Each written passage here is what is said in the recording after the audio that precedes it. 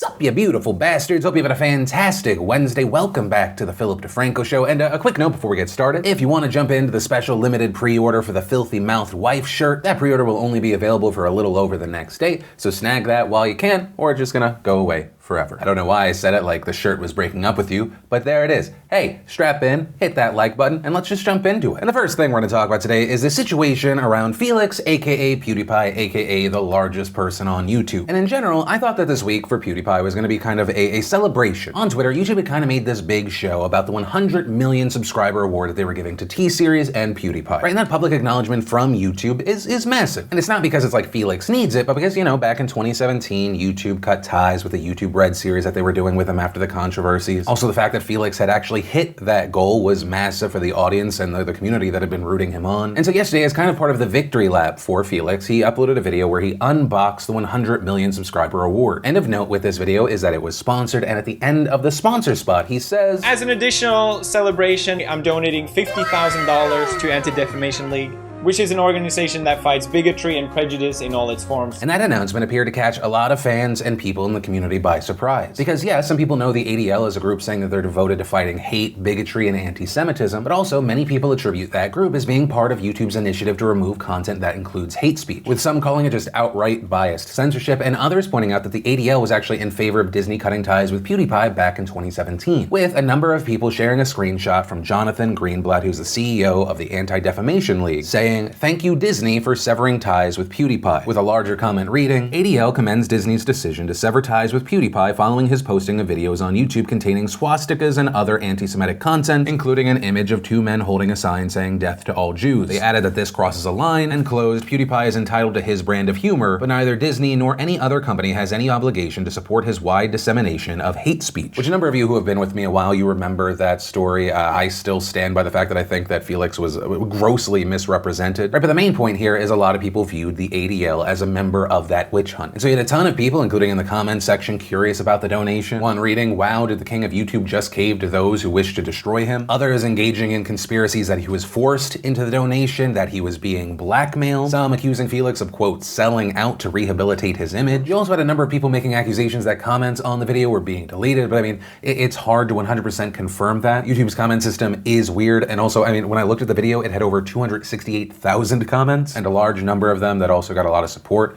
made accusations, so I'm not sure what was getting deleted. But a thing I want to note there are those are just some theories. And Felix has since addressed the situation on Twitter, saying, "Misrepresenting headlines of me has led me down a path of twists with mainstream media for years now. Previously, it hasn't bothered me much. I know who I am. But after the Christchurch travesty a few months ago, my own clash with mainstream media was manipulated as a tool for destruction. I'm not okay with this situation any longer, and I felt responsibility to make changes. Making a donation to ADL doesn't make sense to everyone, especially since they've outright spoken against me. I wanted to show publicly that I can move past it and move on. I think that it's important. This just isn't my fight anymore." But still, even after that, you saw a number of people responding with criticism and also skepticism. And ultimately, that's where the story is right now. And I mean, as far as my opinion, right, I feel like there are going to be people out there that really hate this move no matter what, right? Like, for example, you have people like Tim Pool, who tweeted, "PewDiePie is not being a bigger man. He's taking a payday on a milestone he reached thanks to the YouTube community. He then funds an organization that will get people in that community banned." Right? And I think that everyone can have whatever opinion they have regarding the actual donation itself and if it was a good or a bad thing. But as far as the conspiracy theory that Felix is being blackmailed, I personally in no way believe that. I think that was either started by trolls or fans who disagree with the action and don't want to think that he would do that. And so what I would say is, one, try and put yourself in Felix's shoes. Yes, everything that happened back in 2017 happened, and even when they talk about you now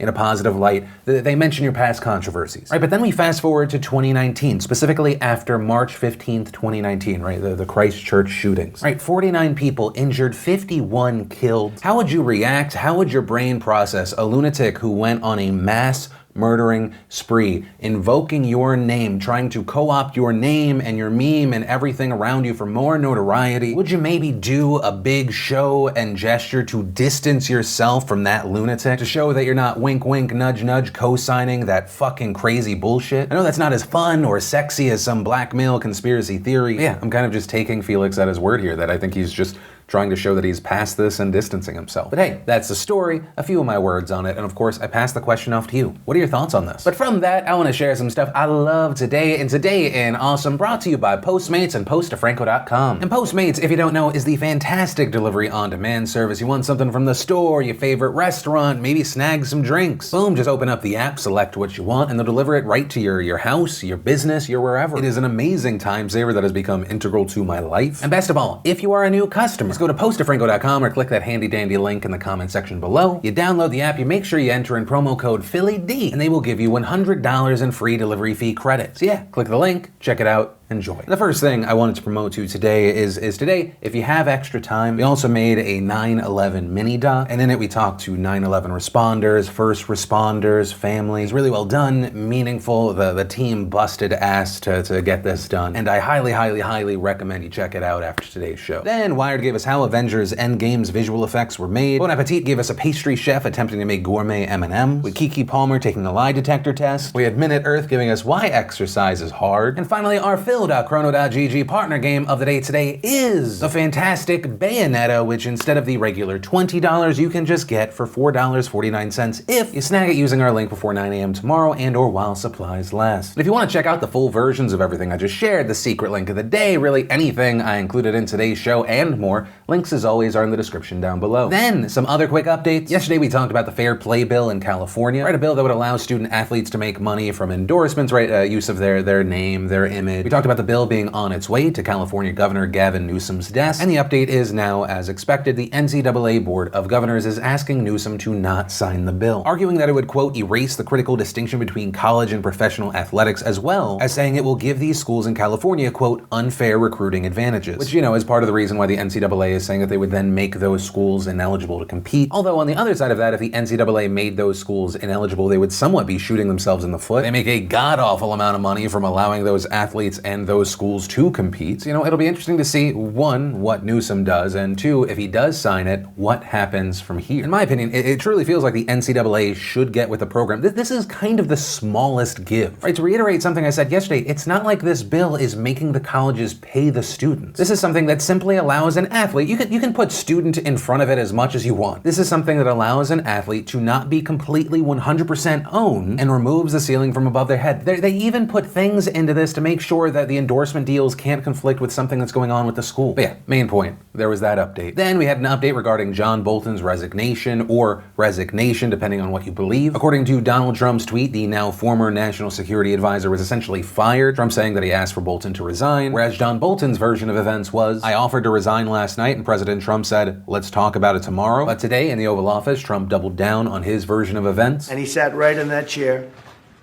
And I told him, John, you have too many people, you're not getting along with people, and a lot of us, including me, disagree with some of your tactics and some of your ideas.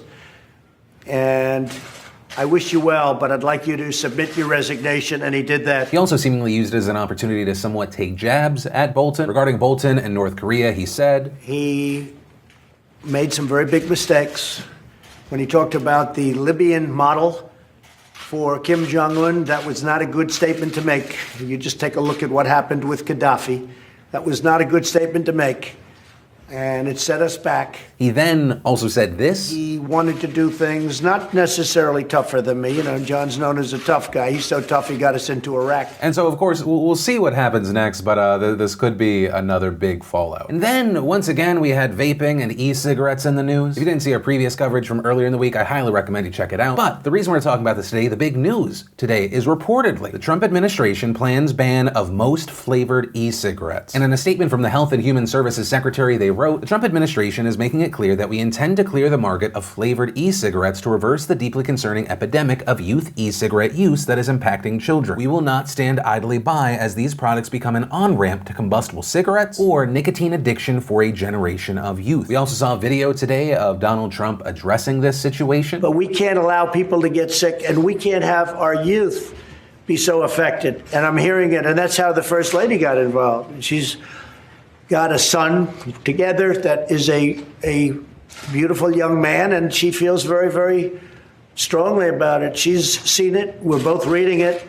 A lot of people are reading it.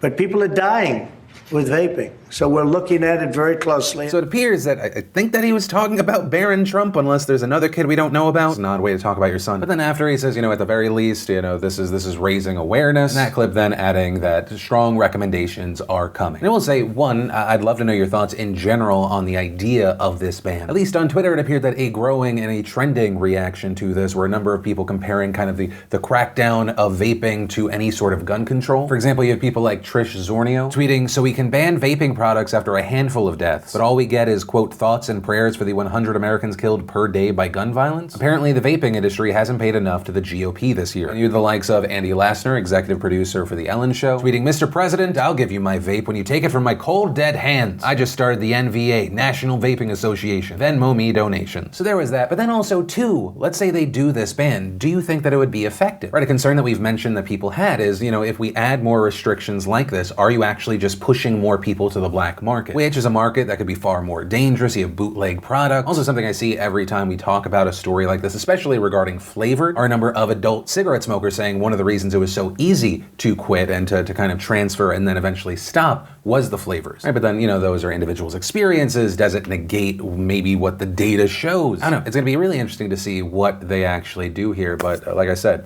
passing the question off to you. And that's where I'm going to end today's show. And hey, if you like this video, let us know. Hit that like button. Also, if you're new here, you want more of these dives into the news, be sure to hit that subscribe button. Definitely click that bell to turn on notifications. Also, if you're not 100% filled in, you can check out our 9/11 mini doc, or maybe you just missed yesterday's show, you want to catch up, you can click or tap right there to watch that. But with that said, of course, as always, my name's Philip DeFranco. You've just been filled in. I love yo faces, and I'll see you tomorrow.